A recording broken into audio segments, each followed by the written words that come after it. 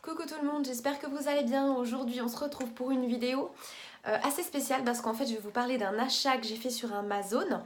Donc j'ai racheté, ça faisait un petit moment que j'avais pas acheté d'éponge pour le teint. Et donc je suis tombée sur un petit coup de cœur franchement.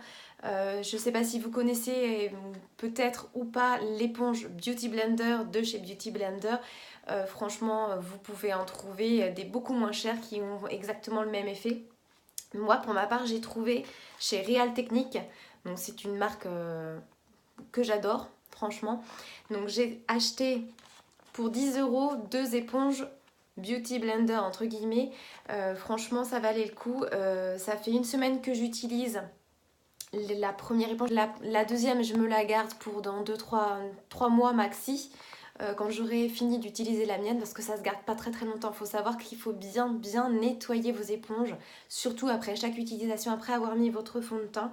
Il faut bien nettoyer l'éponge et voire même la désinfecter si vous avez un petit spray désinfectant, c'est tip top. Donc voilà, donc concernant l'utilisation de l'éponge, je vous ai préparé une petite démo dans laquelle je vous explique comment appliquer votre fond de teint. Comment se servir de l'éponge, bien évidemment il faut l'humidifier avant de s'en servir. Donc je vous laisse regarder la démo et puis après je vous reparle du reste juste après. Voilà, tout à l'heure. Je vais commencer donc par humidifier mon éponge, bien la sécher. Voilà, donc je me retrouve avec mon éponge humide mais qui dégouline pas d'eau quand même, hein. Je vais donc venir appliquer.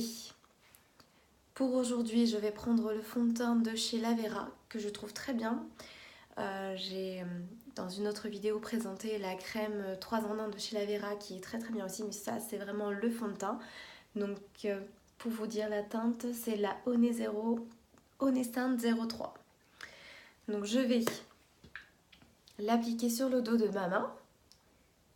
J'en prends quand même, allez, peut-être comme ceci en quantité, vous voyez. Et je vais venir prendre un peu de produit en tamponnant toujours sur le dos de la main. Voilà. Je vais commencer par en appliquer. J'en mets un peu sur les joues, sur la joue. Donc toujours en mouvement. Vous voyez, vous venez pas frotter le visage, mais juste tamponner, hein. Faut pas non plus. Parce que si vous frottez, ça risque d'enlever le produit plutôt que de le faire pénétrer dans les tissus, hein.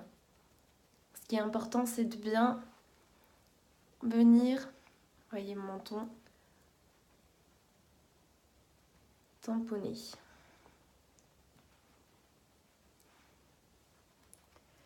Donc je tamponne. On peut aussi passer en dessous, sur le cerne, en dessous l'œil.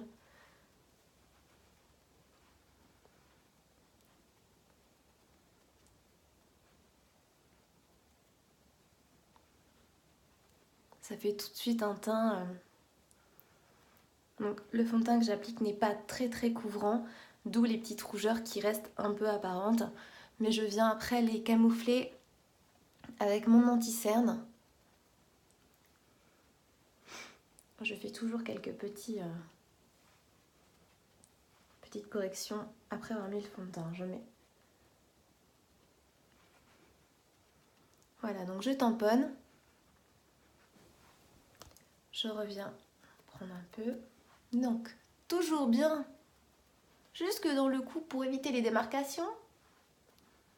Comme toujours.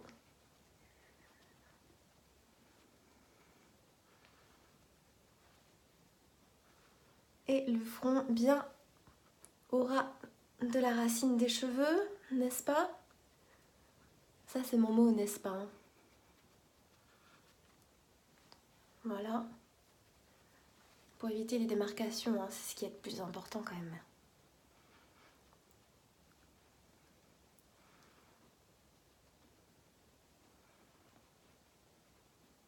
Le nez, bien. Alors, l'éponge en biseauté comme ça, c'est sympa. Moi, je la trouve plutôt pratique parce qu'on peut bien venir dans le creux du nez, les ailes du nez. Et on peut aussi, regardez, venir là, dans le creux, dans le coin interne de l'œil.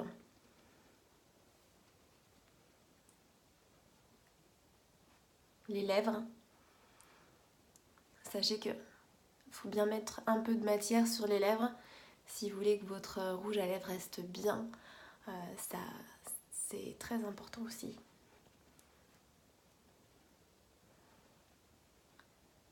Et voilà. Donc surtout, une fois que vous l'avez utilisé sur votre visage, n'oubliez pas de tout de suite la rincer à l'eau et au savon. Et pour la conserver, mettez-la surtout pas dans la petite boîte comme je vous le dis, parce que sinon ce que ça risque de faire, ça risque de prendre l'humidité et de moisir, donc c'est pas génial. Voilà.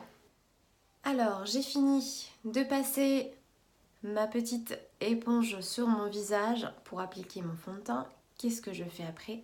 Je poudre, parce qu'évidemment sinon je brille de trop. Donc il y a certaines youtubeuses, j'ai vu, qui utilisaient cette éponge pour poudrer leur visage avec de la poudre libre, donc vous pouvez le faire. Sinon vous pouvez utiliser un pinceau, un gros pinceau pour venir poudrer votre visage. Donc voilà, c'est la petite finition du teint. Voilà. Donc en ce qui concerne le nettoyage, l'hygiène de votre éponge est très importante, comme je le disais juste avant. Donc pour la nettoyer, moi j'utilise du savon de Marseille ou un savon que vous avez sous la main, même pourquoi pas du gel douche, hein. Il faut bien la nettoyer, bien la frotter, surtout avec de l'eau chaude pour bien enlever toutes les bactéries. Et ensuite, n'hésitez pas, comme je le disais, à donc bien la rincer, hein, bien la sécher dans une serviette, bien la sécher, et surtout après vous pouvez mettre un petit coup de spray désinfectant, ça lui fera pas de mal. Donc, et puis alors pour la conserver, donc surtout très mauvaise idée de la mettre dans une boîte. Ne la mettez pas dans une boîte, surtout pas.